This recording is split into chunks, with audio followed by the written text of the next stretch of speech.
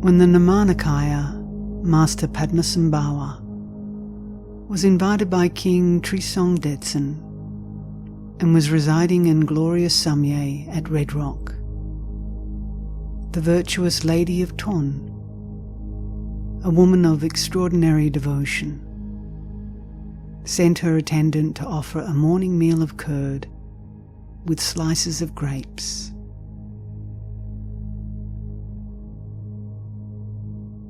Later, when the master was on his way to Samye Chimpu, just as he was passing through the gate, the Lady of Ton bowed down on the road and circumambulated him, joined her palms before him, and said,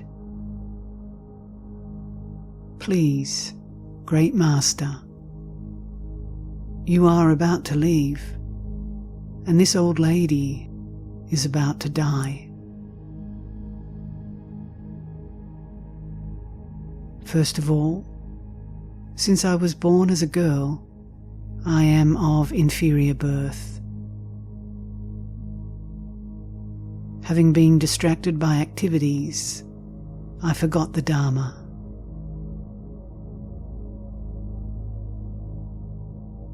Second, being of lesser intelligence, my wits are feeble.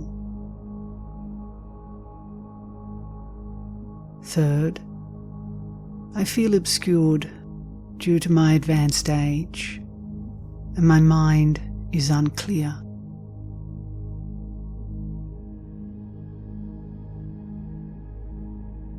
Please, Great Master, bestow upon this old woman an instruction that requires little hardship, that is simple to grasp, easy to apply, and very effective. Please give an instruction for an old woman who will die soon."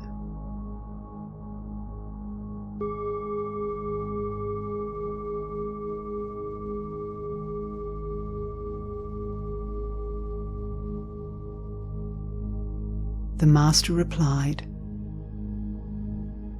"Old lady, who are you?"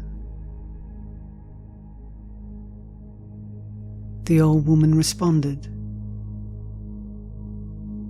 "I am the one who has been sending a bowl of curd with a lowly maid."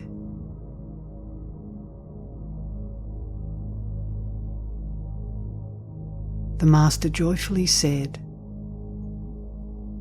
"You are surely one who has greater devotion than the king."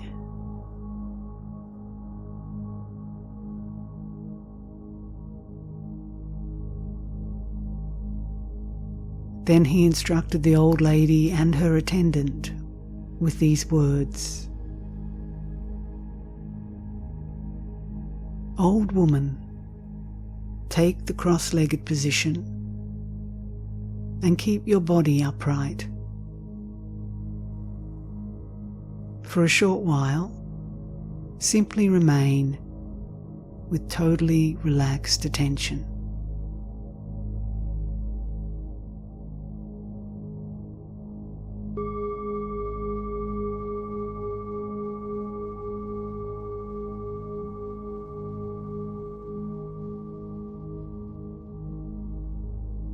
The master pointed his finger to the old lady's heart and gave this instruction: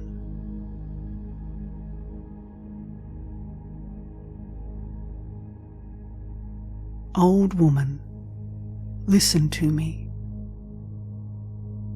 If you are asked, what is the difference between the mind of the truly perfected Buddha and the mind of sentient beings of the three realms?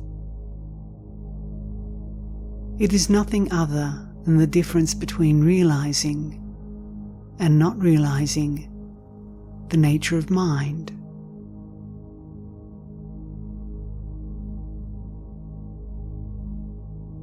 Since sentient beings fail to realize this nature, delusion occurs, and from this ignorance the myriad types of sufferings come to pass.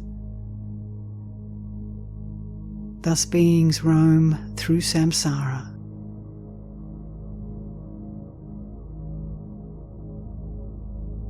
The basic material of Buddhahood is in them,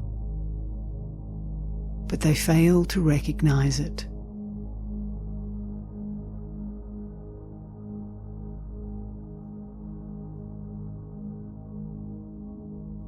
First of all, the basic material of Buddhahood is within you.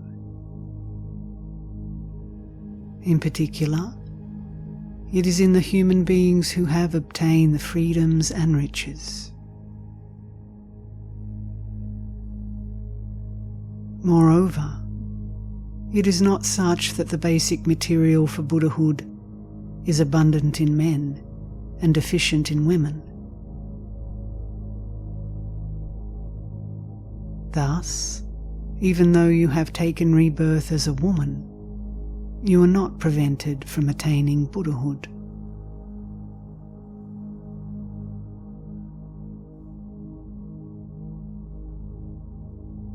The 84,000 Dharma doors have been taught in order to recognize and realize the wisdom mind of the Buddhas. But this understanding is contained in a master's 3 points of instruction.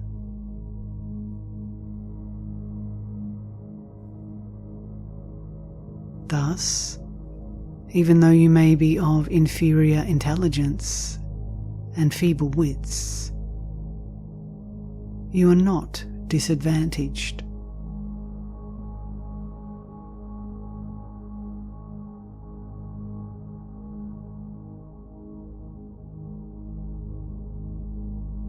Now, the meaning of the Dharma, the Buddha mind,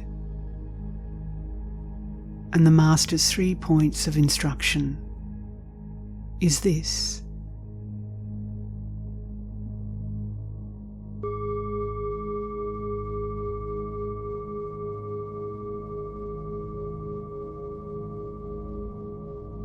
By purifying externally perceived objects, your perceptions are freed in themselves.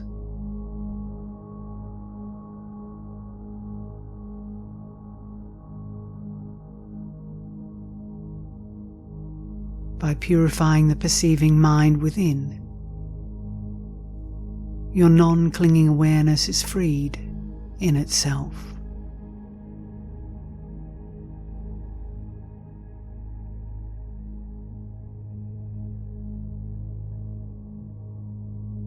When lucid wakefulness shines forth and you recognize your own nature, then you have recognized awareness itself as the mind of enlightenment.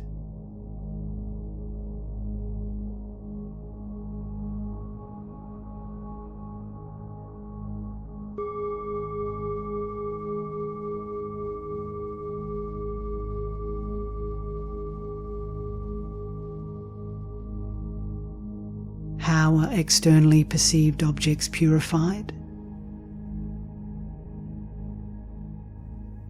If you purify the fixation on outer objects, then appearances are naturally liberated in their own place.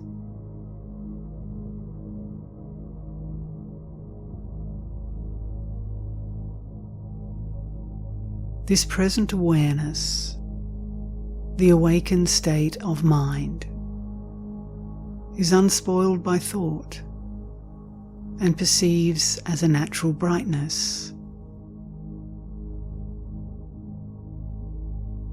Just let it be like that, and objects are perceived without being clung to.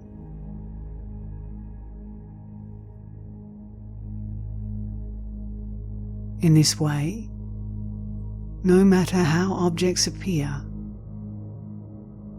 they have no inherent existence and are not held to be actual things.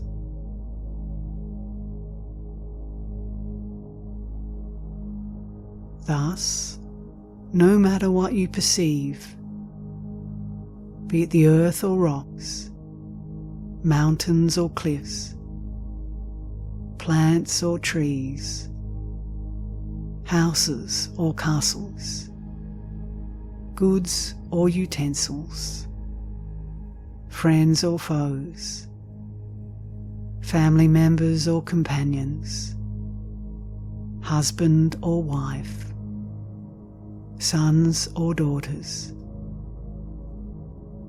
Towards all these and other things, you are uninvolved in the attitude of claiming ownership.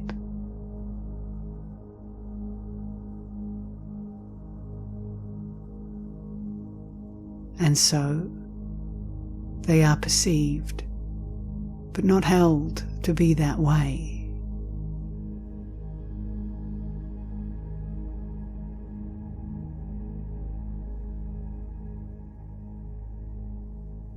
By being free of clinging to anything whatsoever, you are purified of objects perceived externally.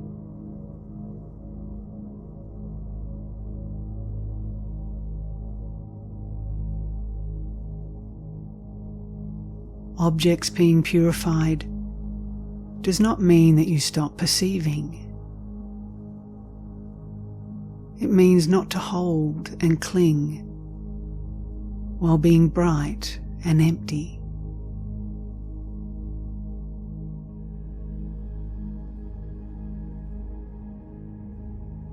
Like the example of reflections in a mirror. They appear, but are empty, in that there is nothing to grasp. And your perceptions are known as perceptions, occurring to yourself.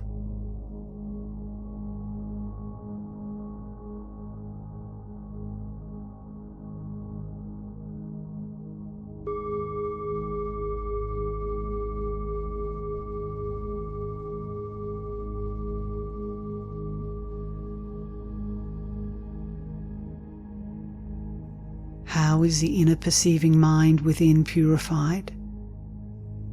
So that your non-clinging awareness is naturally liberated.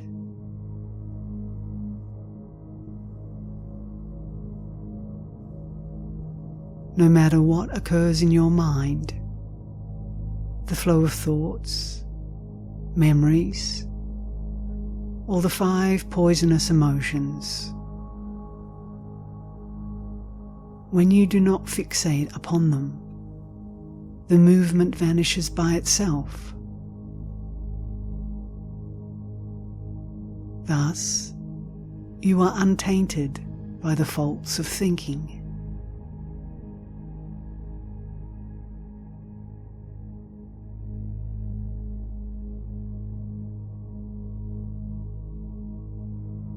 To be flawless within does not mean to become an inert stone.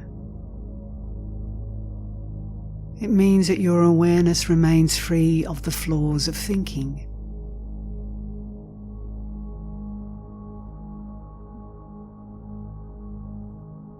Like the example of having gone to an island of gold.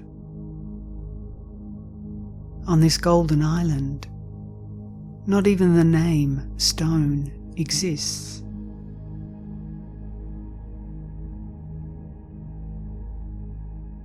Likewise, once your thinking dissolves into original wakefulness, there is not even the name thought.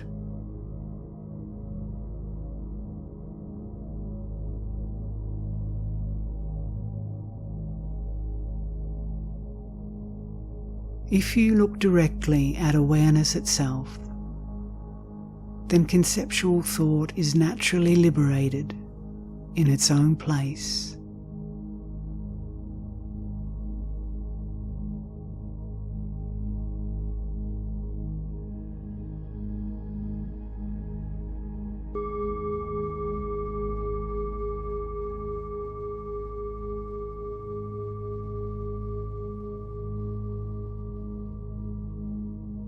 Now, how do you recognize lucid wakefulness as your own nature?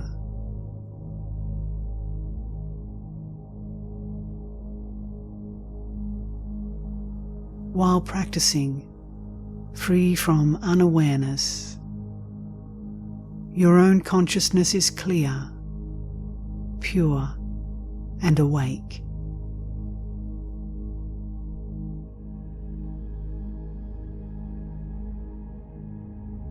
When practicing, you have the experience that your innate self-existing wakefulness is neither spoiled by a conceptual attitude, nor by clinging to bliss, clarity, or non-thought.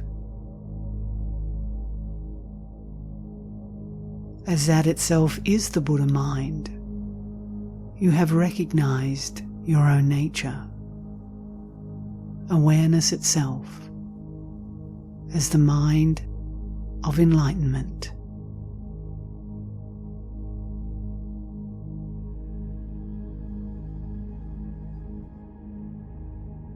It is like the example of not needing to imagine your mother to be your mother, as you have no fear due to thinking that she is not your mother.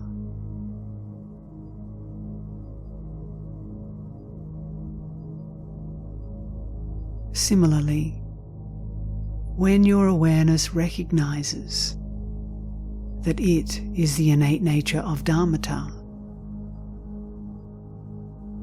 you will no longer mistakenly imagine that the phenomena of samsara are the innate nature.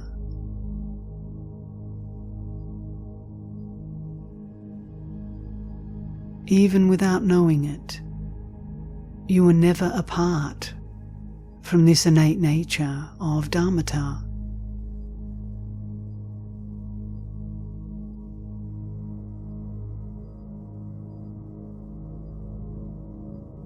This is known as the unfabricated training.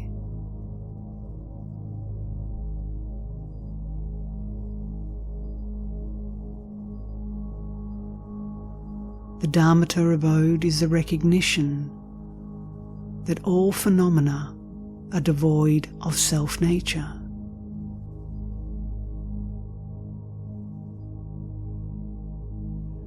When you have recognized this, there is neither superior nor inferior birth,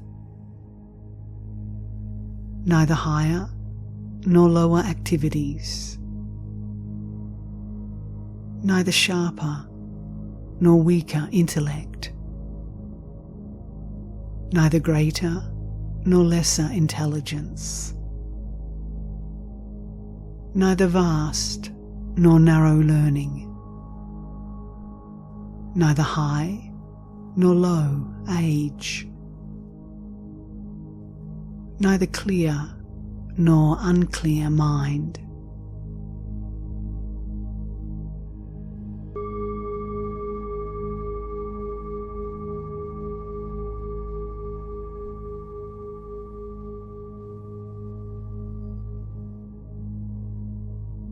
This is an instruction of little hardship, but simple to grasp, easy to apply, but very effective, with which you will have no dread at the time of death. Old lady, practice it. Be diligent, as life does not wait. You get no reward from slaving for husband and child, so do not return empty-handed, but take along the provisions of your master's instructions.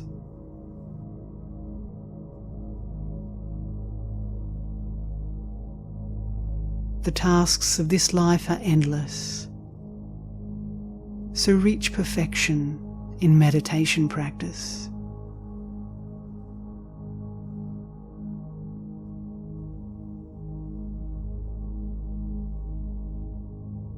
Old lady, keep this advice as your escort for being fearless at the time of death.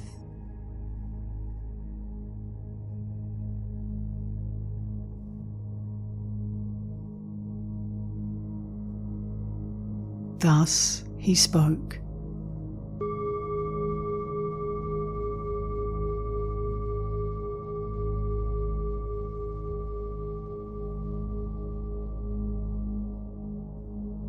Since the Master gave this instruction while pointing his finger at the old woman's heart, it is known as the pointing out instruction to the old lady. Upon hearing it, the old lady and her attendant were both liberated and attained accomplishment.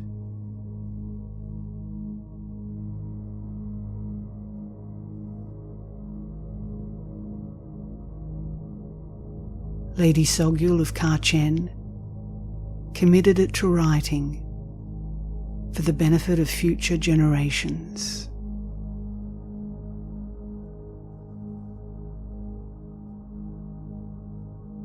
It was written down on the southern slope of Samye on the 17th day of the second summer month in the year of the hare.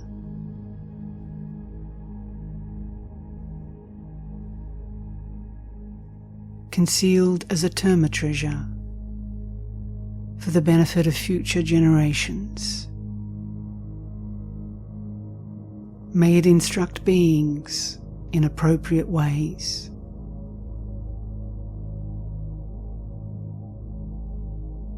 Through this, may the destined ones liberate their stream of being.